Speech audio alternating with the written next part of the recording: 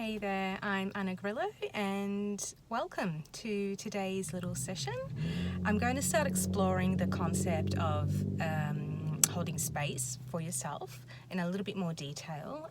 Basically, there are sort of three baseline things or areas that make up the ability to really be present and listen and see you for who you are.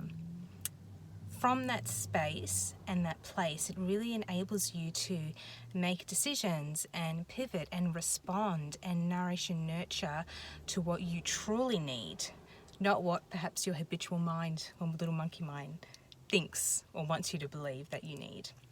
So basically there are three things we're going to be looking at sort of self-awareness, which is what the focus of this video will be. Then we'll sort of go into mindfulness and some strategies around that, and then about subconscious belief systems.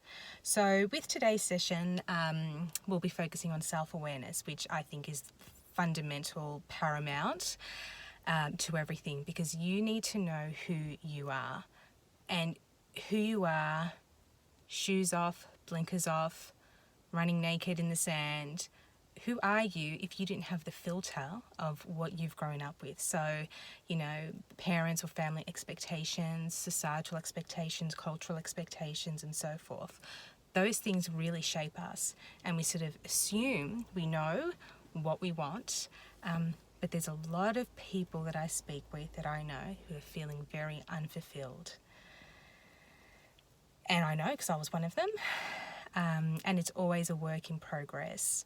And it's scary because sometimes it's like a house of cards collapsing to a degree, really getting back out to who our true self is. And, with kinesiology, we do a lot with the 5-element or the traditional Chinese medicine system, which I'm truly thankful and grateful for them to be able to have kept that culture and belief and using that now. And I love how it's not just about the physical component, it looks down to the emotional, the mental, and all of that.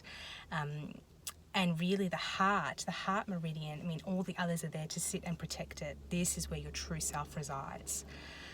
So it's locking back down and just seeing what it is that it wants. So what today is about with self-awareness is to have a few questions for you to start thinking about. Some people can be, it's not just about, I want, X amount of holidays, or I want that piece of item of clothing, or, only work this amount a week and so forth. They're really valid and they're great. But there are some people who can't even get to that level. It's like, well, what do I actually want?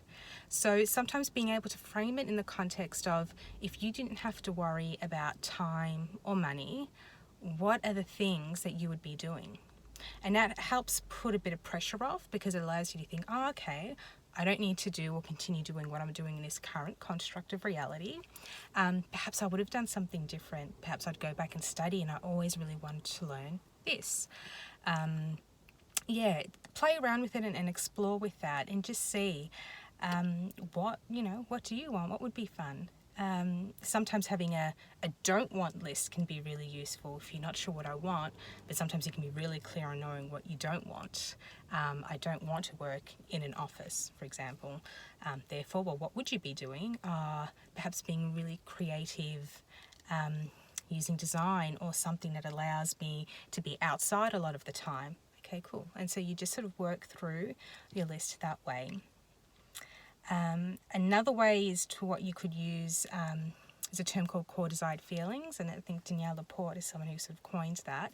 But basically it's even looking at what are the types of feelings that you want to elicit in your life, and drawing from that. So knowing that you want to be filled with, values of freedom, joy, ecstasy, calm, peace, creative, those types of things. And it's then, well, how do you lead to from that? What are the things that you're going to do or could do that will actually get you to that place? And having them as the forefront of what you choose and how you show up every single day. Another thing that I find really useful is the personality types. There are many different personality profiles out there. I'm trained in Myers-Briggs, the MBTI.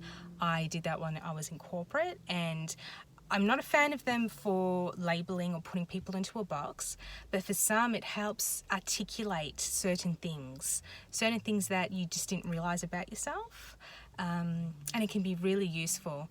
I know for me, when I did that, I'd done them before, and I came out as an extrovert, and that's because I'd gone in doing it thinking that was my life. So I was off and around people, doing meetings, running workshops, going out on the weekend all the time.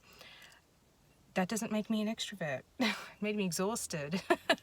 And doesn't mean I couldn't do it. It just means it's not the way that I refuel up. It's not the way I like to take in information in the world. And I remember going through it, and I was really close between extroversion and introversion. And when I spoke to the instructor, and she said, she asked me a few questions, and then I realized, oh wow, I'm an introvert. And just looking at that profile, suddenly it was like, boom, that was me. And I was able to articulate things that I'd never even realized what it was.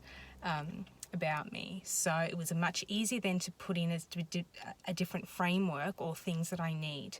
So, I can show up in here, seeing clients or running workshops, but I need to be really mindful of the practices I run around that, so I'm not running ragged or have 10,000 other appointments sort of going on or commitments.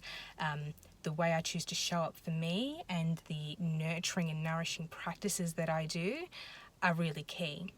So as I mentioned before, it doesn't mean I can't do it or won't do it.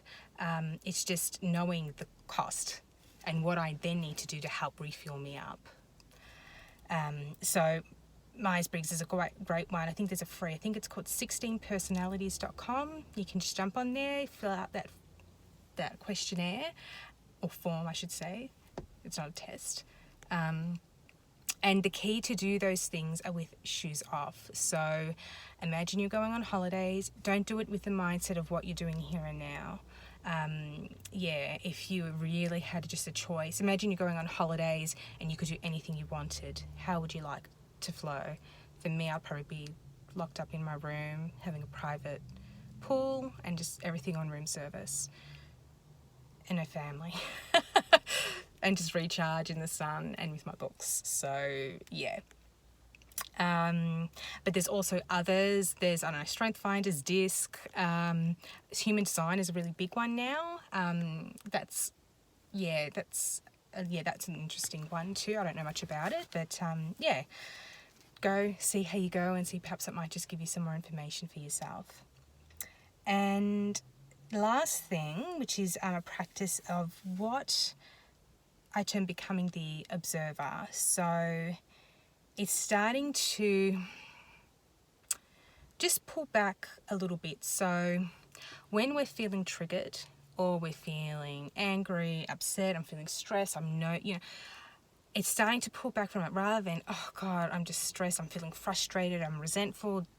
It's pulling back and go, ooh, I notice I'm feeling stressed right now. I notice that tightening in my chest. I notice there's loud noise and the kids screaming is really starting to grate to me.